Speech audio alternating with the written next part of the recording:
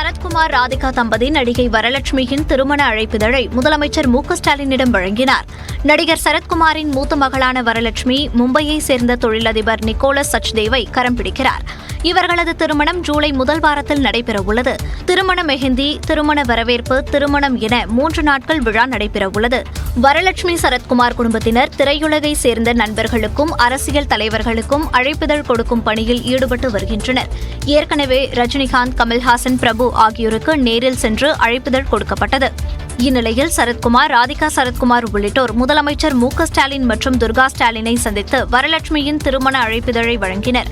அப்போது நேரில் வந்து மணமக்களை வாழ்த்தும்படி அழைப்பு விடுத்தனர். நீலகிரி மாவட்டம் கூடலூரில் பொதுமக்களை அச்சுறுத்தி வந்த சிறுத்தை கூண்டில் சிக்கியது. கூடலூர் அடுத்துள்ள தேவர் சோலையில் உள்ள தேவன் எஸ்டேட் பகுதியில் கடந்த சில நாட்களாகவே சிறுத்தை ஒன்று சுற்றித் திரிந்தது. அங்கு வந்த வனத்துறையினர் எஸ்டேட் பகுதியில் சிறுத்தையின் நடமாட்டம் இருப்பதை உறுதி செய்து அதனை கூண்டு வைத்து பிடிக்கும் முயற்சியில் ஈடுபட்டனர். அதன்படி தேவன் எஸ்டேட் பகுதியில் 2 கூண்டுகளை வைத்த வனத்துறையினர் அவற்றை கண்காணித்து வந்த நிலையில் இன்று கூண்டு ஒன்றில் சிறுத்தை சிக்கியது. பிடிபட்ட சிறுத்தையை அடர்ந்த வனத்துக்குள் விட வனத்துறையினர் திட்டமிட்டுள்ளனர். இளநிலை நீட் தேர்வு முடிவுகளை ரத்து செய்துவிட்டு மறுதேர்வு நடத்த வேண்டும் என தேசிய தேர்வு முகமைக்கு இந்திய மருத்துவ சங்க ஜூனியர் மருத்துவர்கள் குழு கடிதம் எழுதியுள்ளது. இது தொடர்பாக தேசிய தேர்வு முகமையின் தலைவருக்கு எழுதியுள்ள கடிதத்தில் பல இடங்களில் நீட் வினாத்தால் கசிந்த நிலையில் இதுவரை ஏன் நடவடிக்கை எடுக்கவில்லை என கேள்வி எழுப்பப்பட்டுள்ளது. 67 மாணவர்கள் முழு மதிப்பெண்கள் பெற்றிருப்பது சந்தேகத்தை எழுப்புவதாகவும் இதற்கு முன் இதுபோல் நடந்தது கிடையாது எனவும் குறிப்பிடப்பட்டுள்ளது. மேலும் 720 மதிப்பெண்கள் பெற்ற மாணவர்களில் 7 பேர் ஹரியானாவில் உள்ள ஒரே தேர்வு மையத்தை சேர்ந்தவர்கள் என்பதும் சந்தேகத்தை எழுப்புவதாக குறிப்பிடப்பட்டுள்ளது. திடீரென முன்கூட்டியே, அதுவும் மக்களவை தேர்தல் முடிவு அறிவிக்கப்பட்ட நாளில் நீட் தேர்வு முடிவுகளை வெளியிட்டது ஏன் என்றும் அவசரமாக முடிவுகளை வெளியிட காரணம் என்ன என்றும் வினவப்பட்டுள்ளது. நீட் தேர்வு முறைகேடு தொடர்பாக சிபிஐ விசாரணைக்கு உத்தரவிட வேண்டும் என்றும் தற்போது வெளியான தேர்வு முடிவுகளை ரத்து செய்துவிட்டு மறுதேர்வு நடத்த வேண்டும் என்றும் கடிதத்தில் வலியுறுத்தப்பட்டுள்ளது. ஈனாடு குழும அதிபர் ராமோஜி ராவ் உடல்நலக்குறைவு காரணமாக இன்று அதிகாலை காலமானார். இவருக்கு வயது 87. ஈனாடு செய்தித்தாள், டிவி தொலைக்காட்சிகள், ராமோஜி பிலிம் சிட்டி உள்ளிட்ட பல்வேறு நிறுவனங்கள் கொண்ட குழுமத்தின் தலைவர் ராமோஜி ராவ் கடந்த சில மாதங்களாகவே உடல்நலம் பாதிக்கப்பட்டு ஹைதராபாத்தில் உள்ள தனியார் மருத்துவமனையில் அவர் சிகிச்சை தொடர்ந்து பெற்று வந்தார். இந்நிலையில் அவருக்கு நேற்று இதய பாதிப்பு ஏற்பட்டதால் வெண்டிலேட்டர் மூலம் தீவிர சிகிச்சை அளிக்கப்பட்டு வந்தது. எனினும் சிகிச்சை பலனின்றி இன்று அதிகாலை ராமோஜி ராவ் மருத்துவமனையில் மரணமடைந்தார். ராமோஜி ராவ் மரணத்திற்கு ஆந்திர முதல்வராக பதவியேற்க உள்ள தெலுங்கு தேசம் கட்சித் தலைவர் சந்திரபாபு நாயுடு இரங்கல் தெரிவித்துள்ளார். இதேபோல் திரைப்பிரபலங்களும் தங்களது இரங்கலை தெரிவித்து வருகின்றனர். சென்னை கோட்ட ரயில்வே பெண் லோகோ பைலட் ஐஸ்வர்யா மேனனுக்கு பிரதமர் மோடியின் பதவியேற்பு விழாவில் பங்கேற்க அழைப்பு விடுக்கப்பட்டுள்ளது. பிரதமர் மோடி தலைமையிலான தேசிய ஜனநாயக கூட்டணியின் புதிய அரசு நாளை பதவியேற்கிறது. விழாவில் அரசியல் கட்சி தலைவர்கள், வெளிநாட்டு தலைவர்கள் உள்ளிட்ட முக்கிய நபர்கள் மட்டுமின்றி குடிமகன்கள் சிலருக்கும் அழைப்பு விடுக்கப்பட்டுள்ளது. அந்த வகையில் தெற்கு ரயில்வே சென்னை கோட்டத்தில் மூத்த உதவி ரயில் ஓட்டுநராக பணிபுரியும் ஐஸ்வர்யா மேனன் என்பவருக்கு பதவியேற்பு விழாவில் பங்கேற்க அழைப்பு விடுக்கப்பட்டுள்ளது. இவர் 2 லட்சம் மணி நேரம் ரயில் ஓட்டுநராக பணியாற்றியுள்ளார். குறிப்பாக வந்தே பாரத், ஜனசதாப்தி ரயில்களில் லோகோ பைலட்டாக பணியாற்றியுள்ளார். ரயில்வே சிக்னலை உடனடியாக உள்வாங்கும் இவரது திறமை ரயில்வே அதிகாரிகளால் பாராட்டு பெற்றுள்ளது குறிப்பிடத்தக்கது.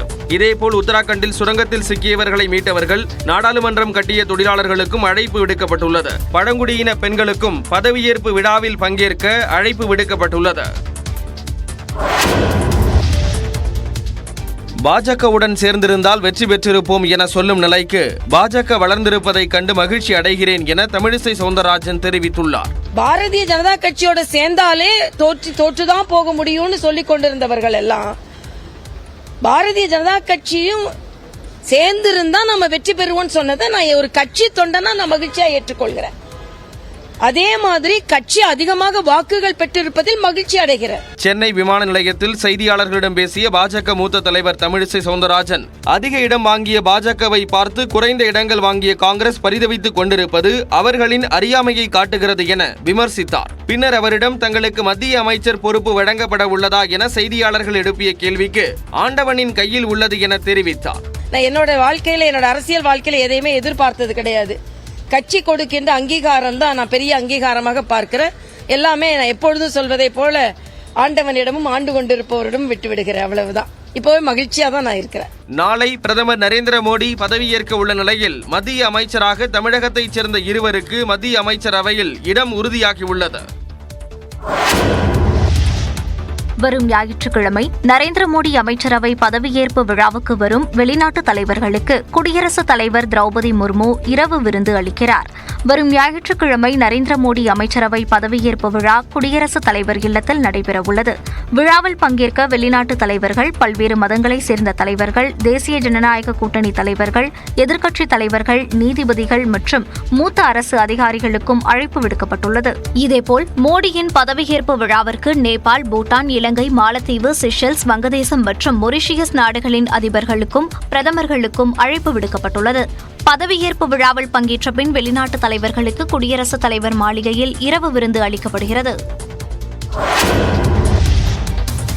விமான நிலையத்தில் கங்கனா ரணாவத்தை அறைந்த மத்திய தொழிற் பாதுகாப்பு படையின் பெண் காவலர் கைது செய்யப்பட்டார். சண்டிகர் விமான நிலையத்தில் பாதுகாப்பு பணியில் இருந்த காவலர் குல்விந்தர் கவுர் பாலிவுட் நடிகையும் பாஜக எம்பியுமான கங்கனா ரணாவத்தை கன்னத்தில் அறைந்த சம்பவம் பெரும் அதிர்வலையை ஏற்படுத்தியது.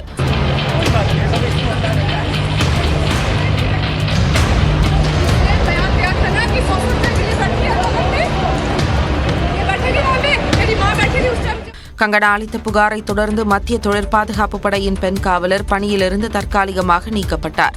மேலும் ஜாமீனில் வரக்கூடிய இரு பிரிவுகளில் அவர் மீது வழக்கு பதிவு செய்யப்பட்டுள்ளது. இதனிடையே கங்கனாவை கன்னத்தில் அறைந்த பெண் காவலருக்கு இசையமைப்பாளரும் பாடகருமான விஷால் தத்லானி ஆதரவு தெரிவித்துள்ளார். இது தொடர்பாக தனது இன்ஸ்டாகிராம் பதிவில் வன்முறையை எப்போதும் தாம் ஆதரிக்கவில்லை என்றும் இந்த சிஐஎஸ்எஃப் பணியாளரின் கோபத்தின் அவசியத்தை முற்றிலும் புரிந்து கொள்கிறேன் என்றும் குறிப்பிட்டுள்ளார். மத்திய தொழிற் பாதுகாப்பு படை குல்விந்தர் கவுர் மீது ஏதேனும் நடவடிக்கை எடுத்தால் அதனை அவர் ஏற்றுக்கொண்டால் அவருக்கு ஒரு வேலை காத்திருக்கிறது என்ற உறுதியளிக்கிறேன் என்று தெரிவித்துள்ளார். T20 உலகக்கோப்பை கிரிக்கெட் தொடரில் இலங்கை அணிக்கு எதிரான லீக் போட்டியில் வங்கதேச அணி 2 விக்கெட் வித்தியாசத்தில் த்ரில் வெற்றி பெற்றது. அமெரிக்காவின் டலாஸ் நகரில் நடைபெற்ற போட்டியில் டாஸ் வென்ற வங்கதேச அணி முதலில் பந்துவீச்சை தேர்வு செய்தது. இலங்கை அணியில் தொடக்க வீரர்களாக பதும் நிசாங்காவும் குசால் மெண்டிஸும் களமிறங்கினர். ஆரம்பம் முதலே இலங்கை அணி விக்கெட்டுகளை பறிகொடுத்து தருமாறியது. எனினும் மறுமுனையில் தொடக்க வீரர் நிசாங்கா சற்று நிலைத்து விளையாடி 47 ரன்கள் எடுத்தார். 20 ஓவர்களில் இலங்கை அணி 9 விக்கெட் இழப்பிற்கு 129 ரன்கள் மட்டுமே எடுத்தது. 130 ரன்கள் எடுத்தால் வெற்றி என்ற இலக்குடன் விளையாடிய வங்கதேச அணியும் 28 ரன்களில் 3 முக்கிய விக்கெட்டுகளை இழந்தது. பின்னர் லிட்டன் தாஸ் 36 ரன்களும் தௌஹித் 40 ரன்களும் எடுத்து அணியை சரிவில் இருந்து மீட்டனர். கடைசி கட்டத்தில் வங்கதேச அணி மீண்டும் சரிவை சந்தித்த போது முகமதுல்லா ஆட்டமிழக்காமல் 16 ரன்கள் எடுத்து அணியை வெற்றி பெற செய்தார். அடுத்தடுத்து 2 போட்டிகளில் தோல்வியடைந்துள்ள இலங்கை அணியின் சூப்பர் 8 சுற்றுக்கான வாய்ப்பு கிட்டத்தட்ட முடிவுக்கு வந்துள்ளது. T20 உலகக் கோப்பையில் குரூப் சி பிரிவில் ஆப்கானிஸ்தானுக்கு எதிரான போட்டியில் நியூசிலாந்து படுதோல்வியடைந்தது. மேற்கிந்திய தீவுகளின் கயானாவில் நடைபெற்ற அந்த போட்டியில் டாஸ் வென்ற நியூசிலாந்து அணி பந்துவீச்சை தேர்வு செய்தது. இதனையடுத்து பேட்டிங் செய்த ஆப்கானிஸ்தான் அணிக்கு குர்பாஸ் மற்றும் ஜட்ரான் சிறப்பான தொடக்கம் கொடுத்தனர். முதல் விக்கெட்டுக்கு இந்த ஜோடி 103 ரன்கள் எடுத்த நிலையில் 44 ரன்களில் ஜட்ரான் ஆட்டமிழந்தார். ஆனால் அடுத்து வந்த வீரர்கள் ரன் சேர்க்க தவறினர். கடைசி வரை நிலைத்து நின்று ஆடிய குர்பாஸ் 80 ரன்கள் விளாசினார். 20 ஓவர்களில் அந்த அணி 159 ரன்கள் எடுத்தது. 160 ரன்கள் இலக்கை நோக்கி களமிறங்கிய நியூசிலாந்து அணி வீரர்கள் கிரீஸுக்கு வந்த வேகத்திலேயே பெவிலியனுக்கு நடையை கட்டினர். கிளன் பிலிப்ஸ், ஹென்றி மட்டுமே இரட்டை இலக்கத்தில் ரன் எடுத்தனர். 75 ரன்களில் அந்த அணி ஆல் அவுட் ஆனதால் 84 ரன்கள் வித்தியாசத்தில் ஆப்கானிஸ்தான் வெற்றி பெற்றது. ஃபைசல் ஃபரூக்கி மற்றும் ரஷித் கான் தலா 4 விக்கெட்டுகளை வீழ்த்தினர். உலகக்கோப்பை தொடர்களில் நியூசிலாந்தை ஆப்கானிஸ்தான் வீழ்த்துவது இதுவே முதல் முறை. தோல்வி எல்லாம் சகஜம்தான். இப்ப அகில இந்தியாவில் நாங்க வெற்றி பெறலையா? இப்ப 40 MP வச்சிருக்கேன், என்ன செய்வீங்க? வெளிநடப்பு செய்வீங்க. நாங்களா தான் வழி நடத்தியிருப்போம். 40ஐயும் நாங்கள் வென்றதால் தான் இன்றைக்கு நம்முடைய மாண்புமிகு இந்தியாவினுடைய பிரதமர் அவர்கள் அரசியல் அமைப்பு சட்டத்திற்கு முதல் வணக்கத்தை வைத்திருக்கின்றார். இதுகாரும் நாங்கள் அசைக்க முடியாதவர்கள், 400க்கு மேல் வாங்குவோம் என்கின்ற பிம்பம் தகர்க்கப்பட்டிருக்கின்றது. அதற்கான முதல் அடியை தமிழ்நாடு கொடுத்திருக்கிறது. திமுக கூட்டணி 40 இடங்களில் வென்றும் பயனில்லை என்று தென்சென்னை தொகுதி பாஜக வேட்பாளரும் முன்னாள் ஆளுநருமான தமிழிசை சவுந்தரராஜன் கூறியதற்கு திமுக எம்பி தமிழச்சி தங்கபாண்டியன் அளித்த பதில்தான் இது. இது தொடர்பாக எக்ஸ் பக்கத்தில் வெளியிட்டுள்ள பதிவில், தங்களை எதுவும் செய்துவிட முடியாது என இருமாப்பில் இருந்த பாஜக இப்போது பிற மாநில கட்சிகளை அரவணைத்து செல்ல வேண்டிய சூழலுக்கு வந்திருப்பதாக குறிப்பிட்டுள்ளார். ஜனநாயகம் என்பது அதிகாரம் செலுத்துவது இல்லை என்றும் அடங்கி அரவணைத்து செல்வது என்பதை 10 ஆண்டுகளுக்கு பிறகு பாஜக உணரத் தொடங்கி இருப்பதாகவும் தமிழச்சி தங்கபாண்டியன் தெரிவித்துள்ளார். இனி பாஜக அசைக்கவே முடியாத சக்தி என்று ஊடகங்களால் கட்டமைக்கப்பட்டு மக்களை நம்ப வைக்க நடந்த முயற்சிகள் உடைத்து நொறுக்கப்பட்டிருப்பதாகவும் குறிப்பிட்டுள்ளார். ஒருவேளை தமிழ்நாடு வேறு மாதிரி முடிவெடுத்திருந்தால் பாஜகவுக்கு பெரும்பான்மை கிடைத்திருக்க கூடும் என்று குறிப்பிட்டுள்ள தமிழச்சி தங்கபாண்டியன் தமிழ்நாடு ஜனநாயகத்தை காப்பாற்றி இருக்கிறது என்றும் தெரிவித்துள்ளார். புதுச்சேரி பாஜகவில் செல்வ கணபதி சாமிநாதன் இடையே உச்சகட்ட உட்கட்சி மோதல் வெடித்துள்ளது. மக்களவைத் தேர்தலில் புதுச்சேரியில் பாஜக தோல்வியடைந்தது குறித்து முன்னாள் புதுச்சேரி பாஜக தலைவர் சாமிநாதன் அறிக்கை வெளியிட்டுள்ளார். அதில் புதுச்சேரியில் பாஜக வேட்பாளர் நமச்சிவாயம் தோல்விக்கு மாநில தலைவர் செல்வ கணபதியே காரணம் எனவும் தோல்விக்கு பொறுப்பேற்று செல்வ கணபதி ராஜினாமா செய்ய வேண்டும் என்று முன்னாள் தலைவர் சாமிநாதன் தெரிவித்துள்ளார். கடந்த 10 ஆண்டுகளாக தகுதியின் அடிப்படையில் கட்சி நிர்வாகிகள் நியமிக்கப்பட்டு அவர்கள் ஆற்றிய பணியால் கடந்த முறை பாஜக எம்பி தேர்தலில் வெற்றி பெற்றது எனவும் எந்த ஒரு அனுபவமும் இல்லாமல் திடீரென்று கட்சித் தலைமை பொறுப்பேற்ற தற்போதைய தலைவர் செல்வ கணபதி தன்னுடைய மோசமான நிர்வாகத்தால் தோல்விக்கு வழிவகுத்து விட்டதாகவும் கூறியுள்ளார். பாஜகவுக்கு தன்னலமில்லாமல் செயல்பட்ட எண்ணற்ற அனுபவ நிர்வாகிகளை நீக்கிவிட்டு சுயநலத்தோடு வேறு சிலரை நியமித்து கடந்த 6 மாதங்களாக கட்சியை தவறாக வழிநடத்தி வருவதாகவும் குற்றம் சாட்டியுள்ளார். எனவே கட்சியின் எதிர்கால நலன் கருதி செல்வ கணபதி உடனடியாக ராஜினாமா செய்ய வேண்டும் என அறிக்கையில் குறிப்பிட்டுள்ளார்.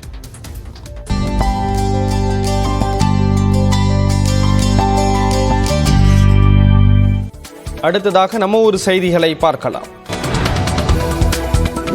கன்னியாகுமரி மாவட்டம் திருப்பரப்பு அருவியில் சுற்றுலா பயணிகள் குளிக்க கட்டுப்பாடு விதிக்கப்பட்டுள்ளது. மேற்கு மலையோர பகுதிகளில் கடந்த 2 நாட்களாக கனமழை பெய்து வருகிறது. இதனால் கோதை ஆற்றில் நீர்வரத்து அதிகரித்து திருப்பரப்பு அருவியில் தண்ணீர் ஆர்ப்பரித்து கொட்டுகிறது. இந்த நிலையில் சுற்றுலா பயணிகளின் வருகை அதிகரித்துள்ளது. அதிக அளவு தண்ணீர் வருவதால் சுற்றுலா பயணிகள் குளிக்க கட்டுப்பாடு விதிக்கப்பட்டுள்ளது. தண்ணீர் அதிகம் கொட்டும் பகுதிக்கு சென்று குளிக்க வேண்டாம் என அறிவுறுத்தப்பட்டுள்ளது. மேலும் அந்த பகுதிக்கு மக்கள் செல்லாமல் இருக்க கயிறு மூலம் தடுப்பு அமைக்கப்பட்டுள்ளது. சுற்றுலா பயணிகளை கண்காணிக்க பாதுகாவலர்கள் நியமிக்கப்பட்டுள்ளனர்.